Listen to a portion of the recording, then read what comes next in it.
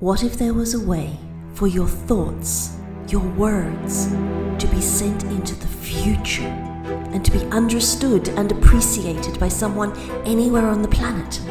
Would that not make us, in a way, immortal and give us the power to communicate across time and space? When we were inquisitive children curled up under the blankets, flashlight in hand, reading our favorite story, were we not actually inviting the author of that story into our innermost space to share their thoughts, their stories with us in their words? I'm Bella St. John. Join us as we venture together to explore the history of those words in A Novel Idea.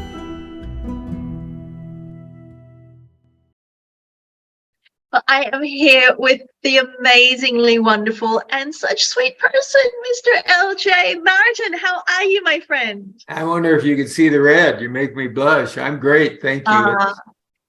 It's we're out here in Arizona at about almost 6,000 feet. We had our first good snow yesterday, so put me to work with a shovel. But other than that, I've been beating away in the machine as always. As always, and it saves going to the gym as well. Yeah, get out there with the shovel, question. and it's good old fashioned work. I don't know if it's fun going to the gym or not, but I always walk out feeling better, which I do 3 days a week, by the way. It's important to have physical activity, even if it's not quote unquote physical exercise, but just something physical activity. I agree with you totally. Let's use that as a segue back to you growing up. Now, you're in Arizona at the moment. You split your time between Arizona and Montana. We'll get to Montana in a minute, but you grew up with quite a lot of physicality in Bakersfield, California. Oh, yeah. Bakersfield was a physical place. Interesting town. It's 100 miles from Los Angeles physically, 1,500 miles culturally. I mean, it's Buck Owens and Merle Haggard. Merle Haggard grew up 3/8 of a mile from me in a boxcar. Okay. I mean, it's ag and oil people.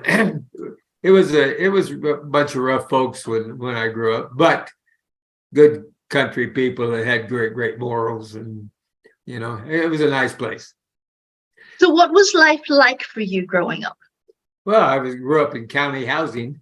So but it was not the county housing that you see in the big cities today, full of crime, and it was a lot of people helping each other who were less fortunate than many were, and so it gives you great motivation to want to get the hell out of there. Pardon the expression. So you work hard to try to be successful, and I was fortunate to go to a high school that had a lot of rich farmers and oil people in it. So I was the poorest kid among my friends, but they didn't mind.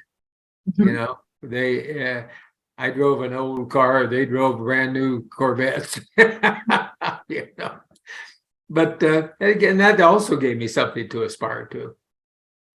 So you say you were fortunate enough to, so yes, it gave you something to aspire to. What else, what other fortunes did it give you? I mean, I can imagine, since we're talking about an author's life, just simply the library would have been at a different level. I went to the movie, at that time cost 25 cents to get into, and my mother was a working single woman, so when I came out of the movie, she wasn't necessarily there to pick me up, but the library was next door to the theater. And so I spent a lot of time in that country library. Beautiful little old building that was a Carnegie library. I had to love that guy for going around the country building lots of libraries.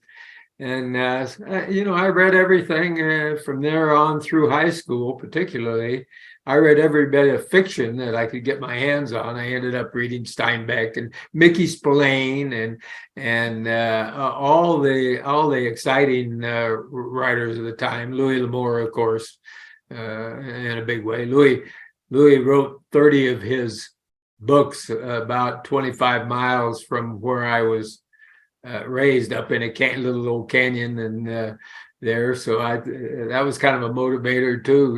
Here's a guy in a little tiny house and of 1,000 square feet with a little 20 by 20 foot, maybe not even that big, building off to the side, which was his studio where he wrote. So I had a lot of motivation. I read Steinbeck wrote about exactly where I was growing up with Grapes of Wrath, which I associated with because my family came to California from Oklahoma with a mattress on top of the Model A.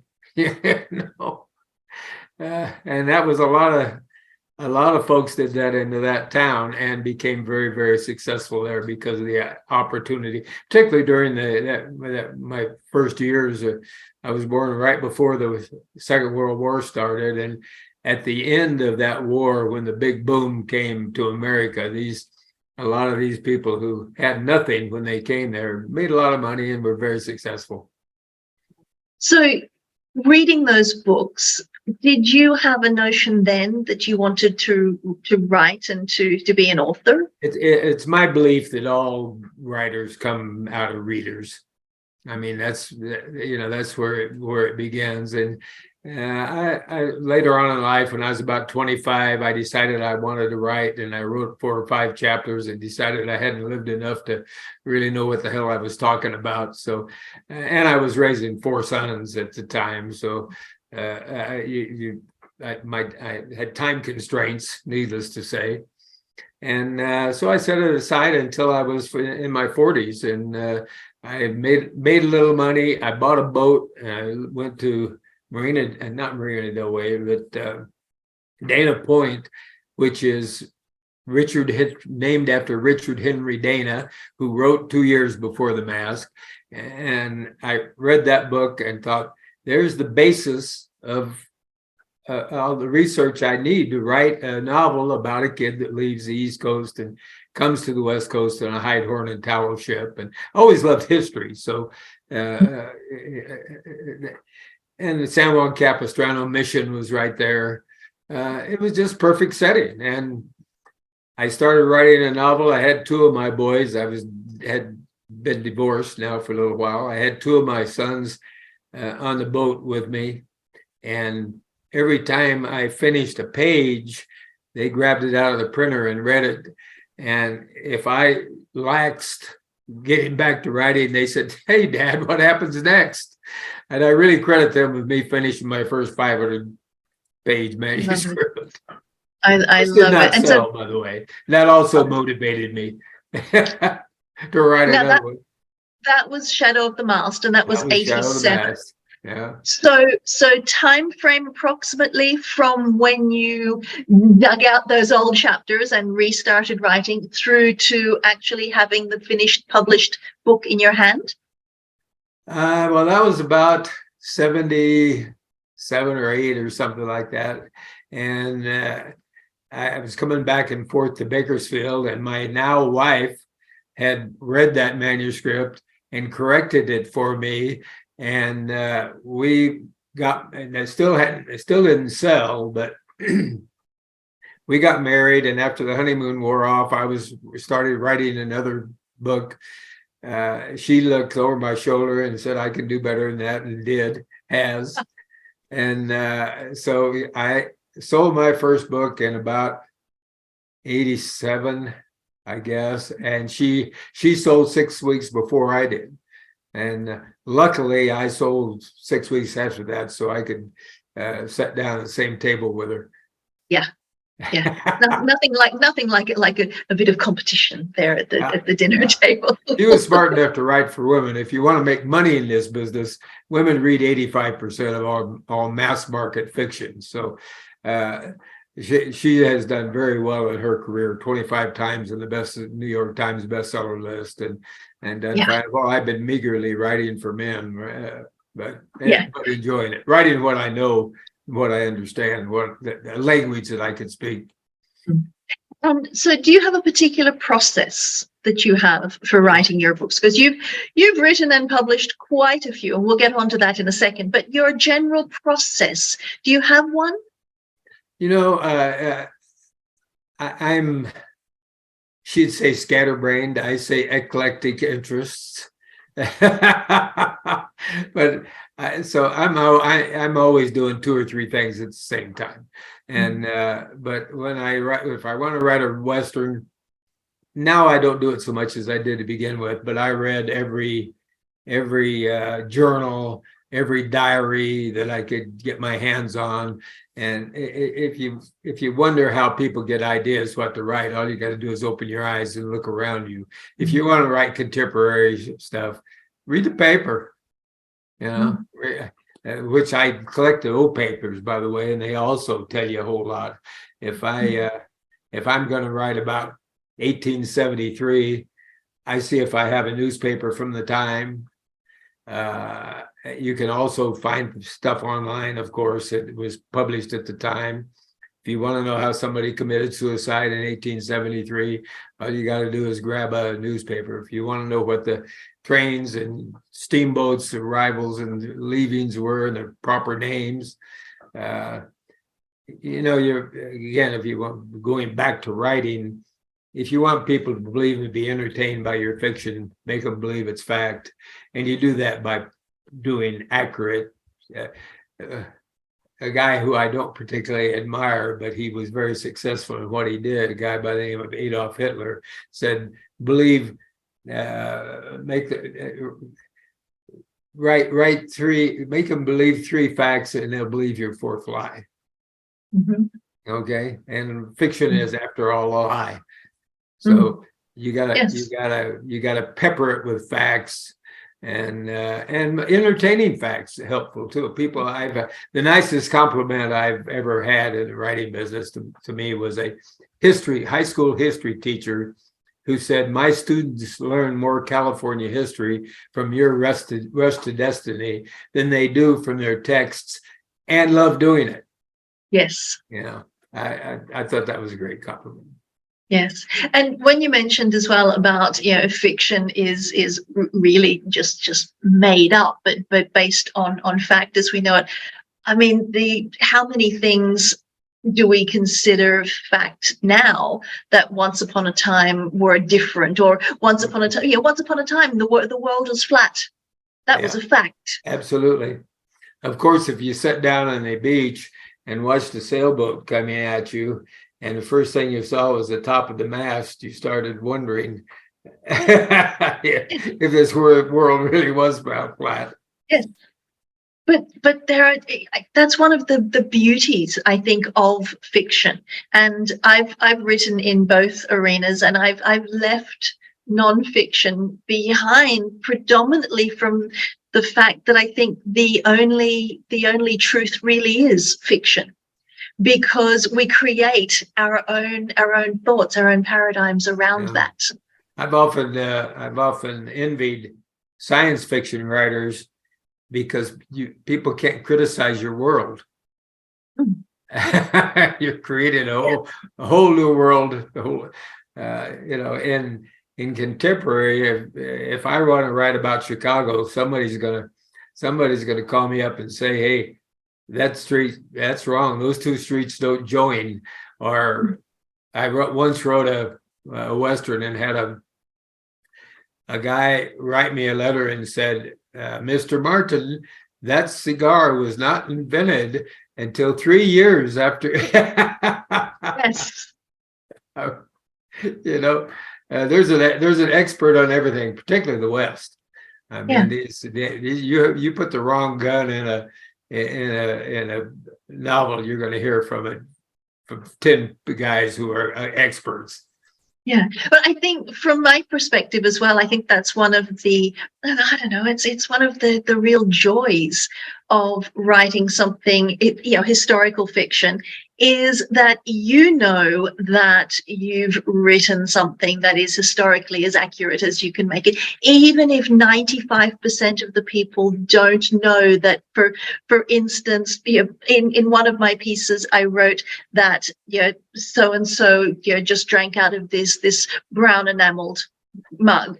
And now it was like, why is it, it's a brown enameled mug. Yeah, big deal. No, but at that moment in history, it wasn't long after they'd changed from white enameled during the World Wars, because the Germans, we could see the white ones from a long way away. And so they were using them as target practice.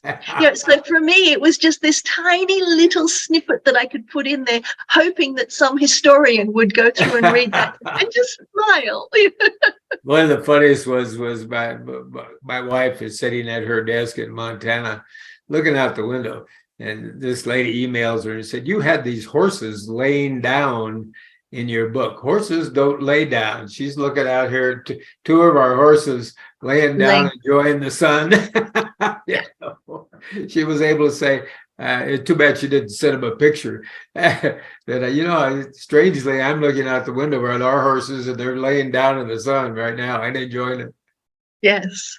And when you said about sending her a picture, the phrase, "a picture paints 1,000 words," one of the things that I think is challenging within our education system these days is so much use of video and movies, as opposed to having children read and create within their own minds. The good news is more books are read on the phone now than in any other medium, which I am not as critical of seeing kids sitting around at their phone, looking at their phone, since I learned that statistic. They're not all playing games. Yes. Yeah. And I credit J.K. Rowling for introducing so many children back Absolutely. to the wonderful world of reading. I bow to her. She brought lots of kids back. And, strangely enough, Tom Clancy brought a lot of men back into reading fiction because he had so much factual stuff and about nuclear submarines to start with, as a matter of fact. And, it's funny what the power of writers. Who was it that wrote about opals in the 1860 and the opal They said how deadly they were, if to beware them, and the opal market worldwide crashed. I guess maybe you need to be careful about what you do. Yeah. Well, Morgan Robertson wrote a book called, I've forgotten what the name of it was, but he wrote a book about the sinking of an unsinkable ship called Titan that hit an iceberg in April and sank with the vast majority of people, and that there weren't enough life rafts. And that was published, I think, 14 years before the actual sinking of the Titanic. I didn't know that. That's fabulous. Yeah, there's a no problem. How interesting. Yes. No, did he have any guilt, I wonder? Well, I actually think that he was a time traveler, and that he went back and wrote this book in the hope that somebody would read it. Yeah. And so, let's change history, shall we? It's astounding how many fictional things happen, and I hesitate to say 1984 and some of the yes, and some of what's happened. What you say. Yeah. So with your career, so moving from you grew up, you did a number of things, you wrote and published your book. You wanted to be an architect, though, growing up. I went to school in architecture, probably because I read Fountainhead. Okay. But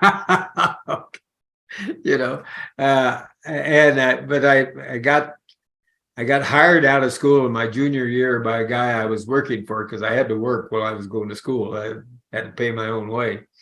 And he offered me more money than graduate architects were making. And I was married and had one in the oven, and I just had to take, it was killing me, staying up all night working on my architectural projects after I had worked every spare moment that I had to do so. And he was a developer. He hired me to manage a water company, strangely enough, that he had been forced to buy. And I made him a lot of money in a year, and he sold the water company and gave me a bonus, which allowed me to go back home. And I got my real estate license in that time. And I liked the real estate business. It was fun. It was immediate gratification almost. Yes. If you did well, you made money. Mhm. And I like that.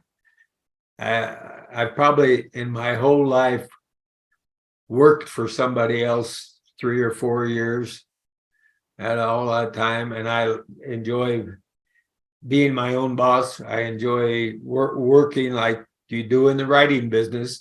I think one of the reasons Kat and I both had some success, we're used to getting up in the morning and going to work.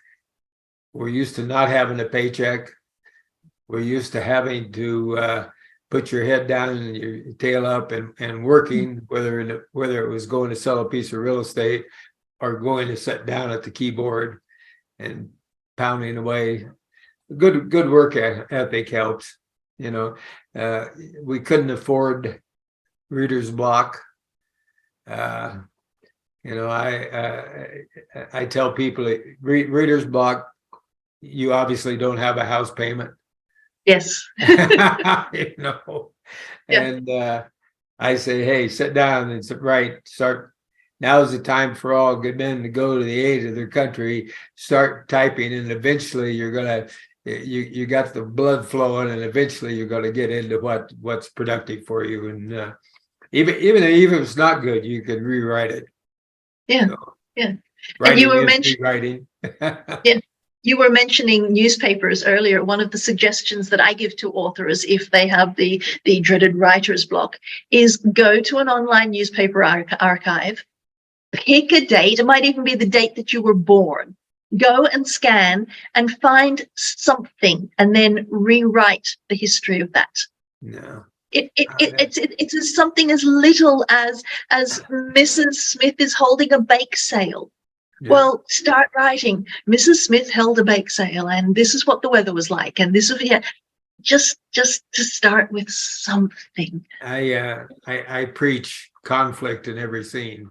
Okay. Mm-hmm. But the conflict does not have to be somebody getting shot. The conflict can be the gal saying, well, I hope you're going to buy my cake at the bake sale, Yeah. And him saying, well, I thinking, where am I going to get the $6 to buy this, buy this cake? Yes. Conflict is conflict. Yes. Now all of a sudden you have a story. Yeah. Yep. Yes. It's like I don't know.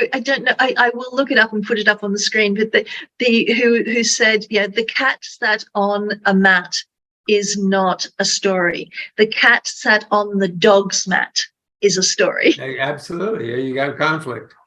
Exactly. I love that. One of the other things I preach is enter late, leave early. Nobody cares about hello. Nobody cares about goodbye. You care about the conflict that's happening inside that scene. And you can start with somebody sticking their finger in somebody else's chest. You don't have to start with them walking in the room. And if you want to write compelling fiction, which means they don't want to put your book down, which is the nicest compliment. Other than the historical one I talked about, the nicest compliment I can get is, I couldn't put your book down. That's because you're smart enough to leave them hanging at the end of the chapter and wanting to know what's going to happen in the next. So instead of reaching up and turning off the light, that's another example I use. You never end a chapter with a guy reaching up and turning off the light and going to bed. You end the chapter with him reaching up and turning off the light and almost being asleep, and he here's the window being pushed open. Yes, exactly. Something's about to happen. Something's happening. Yes. So can you speak to that from a process point of view? When you've done all you can do, your fingers are they've gone, Papa, I've had enough for today. What's your process for where you leave off in writing? Do you have one? Not really. What I have is I go to bed at 9 o'clock. I read until 10 o'clock before I reach up and turn off the light, unless some writer makes me read on. but I've always been an early riser, so I get up in my sweats, put on my sweats. I work for 2 or 3 hours, then go take a shower. If I got to go to the gym, then go to the gym, and but I'll do other things during the day. I've always got a garden going. Even now in the snow, I have one of those water gardens in my garage that I take very good care of to make sure that we got some fresh greens. It's a new experiment for me, so I haven't eaten the first fresh green out of it, but they're growing. And when I'm in Montana, I've got my shops outside. I've got a big greenhouse there that's 12 by 36, so it's unlike. I started to build a greenhouse here in the. I swore I would never do this HOA, this homeowners thing, but I'm stuck in one here. So I started building one, and they said, no, you can't have a greenhouse here. And yeah, anyway, another story. But so now it's in my garage. I fooled them. But I like that. But and I'll sit down and write. I'll work on 2 or 3 different things when I'm writing also. I just finished a poem that is set around the core of discovery, and I'm illustrating it online to make a video out of it.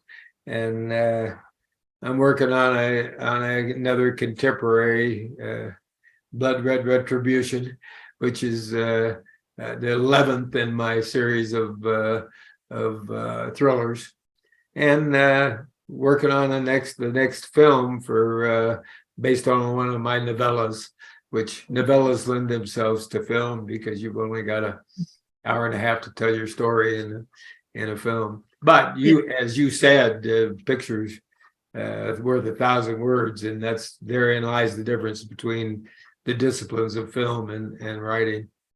Yes. Well, Sylvester Stallone wrote the script for Rocky in three and a half days. Yeah. So you're not going to write War and Peace in 3.5 days. and then was tough enough to have the courage of his convictions and pitch it all over Hollywood. Like we got 1,000 stories of people pitching their books everywhere or trying to get published everywhere, and eventually being successful because they have very thick skin. Yes. Oh, it's a fascinating story. Now, so coming back to the Repairman, so that's number 11 in your series. Mm-hmm. So can you bring us up to speed, fill us in on the differences of writing a series versus writing something standalone? Well, the hardest thing about if I can jump in first of all beforehand, because you've written approximately how many books now? 67 or 8, something like that. Somewhere around few non-fictions in there, but almost exclusively historicals, westerns, thrillers, a couple of contemporaries that are standalone books that I loved writing. I guess if you have eclectic interests, which most of us do, I don't know that one is more difficult than the other, but they are a little bit different in the discipline. The historical, which is my favorite of my educational books, which is Rush to Destiny, which was based on the early life of Edward Fitzgerald Beale. I loved writing because he was the most unsung guy out of the West, and probably the most interesting and accomplished guy out of the Manifest Destiny era. But unlike Fremont, unlike Custer, he didn't have a wife who chronicled his exploits for him. All he wanted to do was do well in life, and did so by taking care of a lot of people along the way. He was a great character. So anyway, was that what was the question? You've answered some of it, but so what's the difference really between writing for your series and writing standalone? But a question that I have specifically within that is, how do you keep track of within a series who's done what in previous? I'm very bad at it. As I when my wife was reading one of my number 2 or 3 or 4 in the series, she said, and luckily as I was writing it, not after I'd submitted it, she said, this is great, but you killed this character in the last book. Ouch. Oops. Reincarnation. That calls for a little rewrite. Luckily, he was a minor character, but it is hard to keep track. You got a guy with brown eyes at the beginning. He's got blue eyes at the end. People notice that stuff, so you have to be careful with it. Yes. And it makes you look like a stoop. When you got all the time in the world to write a novel, you shouldn't make yourself look stupid. But do you keep all of that in your head? Do you note them down? My wife's much better organized than I am. I go back when I sit down to write. A lot of times I'll go back and read a couple of chapters before I start that day's writing, and it helps with those kind of problems. But it also helps where you're going with the novel. I'm not an outliner. I never start a book by outlining it. I let my characters take me where they will many times. I do know if I'm writing a Western, it's a quest or an adventure. I'm gonna start in Texas like Lonesome Dove did and end up in Montana. In my little young adult series that I've written, you're not going to kill your character off, so he's got to be pretty successful at what he does along the way, and you got to have conflict in every scene. So in writing about the Old West, it's pretty easy. It was a tough time. I'm sorry. Yeah, no, please. So with your books, you went and one day decided, I'm going to be a publisher. Yeah, well, strangely enough, writing Westerns and dealing with New York, you're dealing with a lot of 25-year-old kids who have never been on this side of the Hudson or the East River. They don't speak the language. The lexicon of the West is different, I think. I submitted a book one time that had a character getting shot at, and he was leading a mule, and the mule humpbacked away. Well, they kept changing it to backed away because they didn't understand the concept of a mule being upset and leaving by bucking himself away, right? And I went back and forth for 3 months over that one simple term, and it just had me doing this, you want to write visually, and those that kind of terminology makes a difference. And I had just talking about publishing, I had a friend who I hadn't seen in 15 years, and I was doing a blog, and he called me up out of the blue and said, I can help you get your readership up on the blog. And I said, well, I love it. Thank you. And he did. And my readership went up by 20 times in 2 or 3 months. And I had been trying the Amazon thing had started. I had been trying to self-publish my books.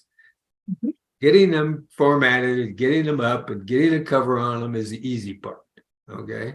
I don't care how good your book is, you got to get it in front of people. So somebody needs to know SEO or search engine optimization in order to get your book out. Well, he did know that. He'd never sold a book before. He'd sold politicians, he'd sold tools, he'd sold all kinds of things on the internet. Bill sales. So I call him, I say, hey, I got these books. I had about 20 up and on, and I was making beer money. And I said, I'll split with you if you can sell books. And in 2 or 3 months, I was making 20 times as much after splitting with him. So then I ran into an old friend, Chet Cunningham, and at that time, he was 80. and I loved him. He'd helped me in the past, and I asked him how he was doing. I was at a Western Writers of America conference, and he said, "Well, I'm doing fine." I said, "I haven't made a dime in 10 years off my writing." I went, "Wow." He had 290 books in his backlist. Okay. And I said, "Chet, give me 5 of your books. I'll split with you what we make." He wasn't making any money on those books. Now he had the rights back. The books had been published. They had been edited. They were perfect. I did the covers for them. Mike Bray used his brilliance on the internet selling them. And we found ourselves in the publishing business. In a year, I sent Chet $10,000 a month, which one of the nicest compliments I ever got was his daughter called me up crying and said, "You've given my father a reason to live."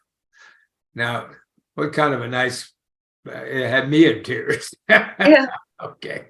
I'm not supposed to cry. I'm a man.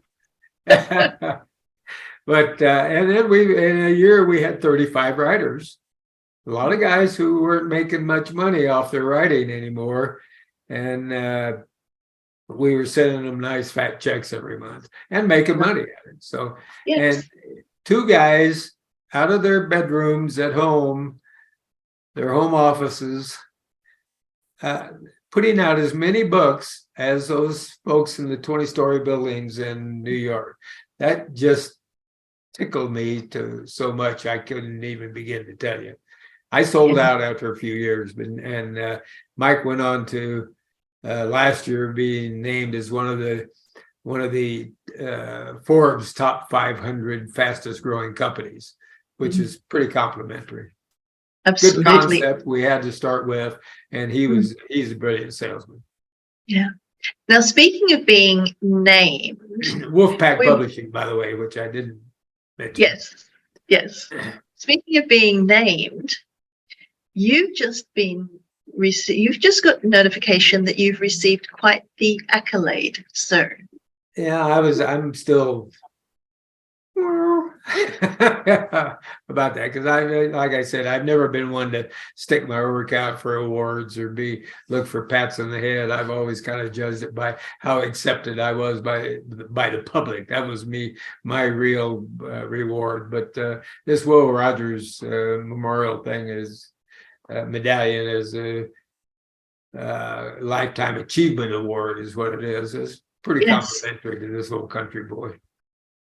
Now, for those people who are younger than you and I, who don't know who Will Rogers is, can you give us a little bit of a history lesson? Oh, well, Rogers was absolutely the grand Western philosopher of all time. He did lots of shows around the country. He was a roper. He did rope tricks and all this stuff while he was telling you stories. You could just Google him for quotes. You'll get 1,000 quotes that'll make you smile and laugh. And he was killed in a plane wreck too early in his career, or all of these kids would really know who he was. He was an Oklahoma boy. Yeah, a legend in the whole Western genre. No matter what. So and it's for good reason, because he like a few other writers at the time, just from his one-liners was famous. Mark Twain. I put him up together. Yes. So it's actually the 2023 Will Rogers Medallion Lifetime Achievement Award. That's what they told me. I'll believe it when I get it. But yeah. Well, at the moment as well, Stormy Seas, one of your books, is #1 in how many categories on Amazon? Well, it's 3 categories. They only list 3 categories, but it's they usually only list 2. Yesterday it was 1, 2, and 3. I looked on this morning and it was #1 in 3 different young adult categories, which is pretty damn complimentary. I wrote that book. I raised 3 sons. I wrote that book after hearing one of my after we were celebrating the 4th of July, and I asked one of my grandsons, it just dawned on, do you know what we're celebrating? And one of them said our independence. The other one said he wasn't sure. And then I asked him, the one from Independence, I said, independence from who? And he said, China. And my whole attitude toward writing and the value of trying to write something entertaining for these kids that they would also learn something about came about. And I wrote 2,000 Grueling Miles about a kid who sets out with his family when he's 14 and finds himself a third of the way across the country with his father dying and having his 2 sisters and his mother, basically him being the man of the family, and setting out on a journey that, by the way, in that 2,000 miles, there are 10 graves for every mile. Yeah.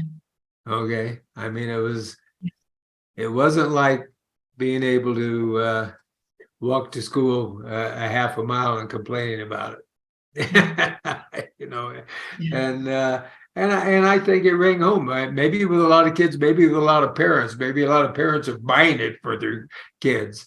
But the series has been just super successful. 2,000 Grueling Miles was the first one. Rugged Trails, which also had its own life of months on the number 1. And this third one, Stormy Seas,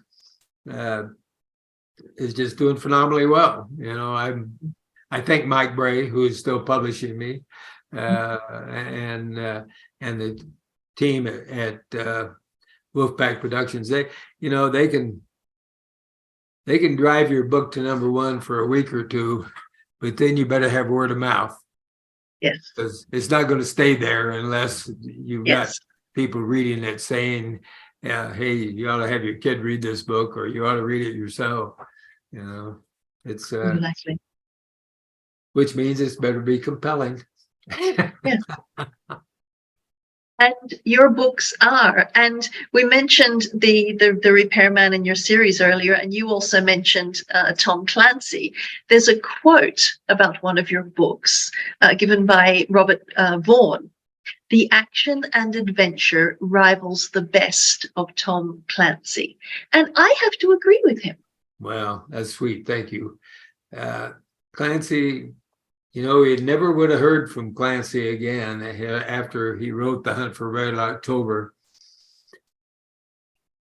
His first book was published by the Naval Institute Press, little company that publishes books like my 74-gun frigate, which is about this big, and it has all this wonderful Navy. It was the second fiction book they had ever published, and they, because of the subject matter, they had it in the Pentagon bookstore, and a functionary picked it up, read it, and handed it to his boss and said, "You better read this, you'll learn a lot about nuclear submarines." Well, 20 press people were standing around Ronald Reagan's desk, and the only thing that was on his desk, on the Resolute desk, was The Hunt for Red October. One of them said, "Mr. President, what are you reading?" He held it up and he said, "The Hunt for Red October, a great book."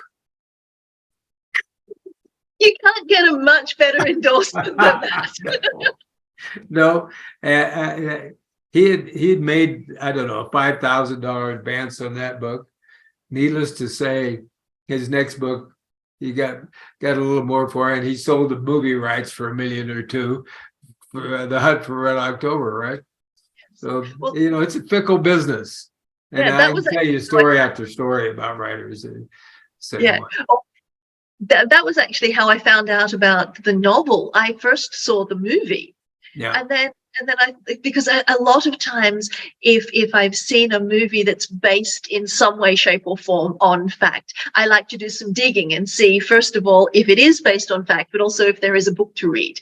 So that was what introduced me to him in the first place. Grisham wrote A Time to Kill. He's a successful attorney, so he was doing fine.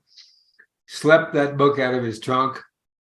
for 15 years before he wrote The Firm. Okay, The Firm hit big because he was smart enough to send it to the guy who ran Walden Books at the time, and there were 1,000 Walden bookstores, and this guy read it and loved it. He was an FBI man. He read it and loved it, faxed to all his stores, pushed this book.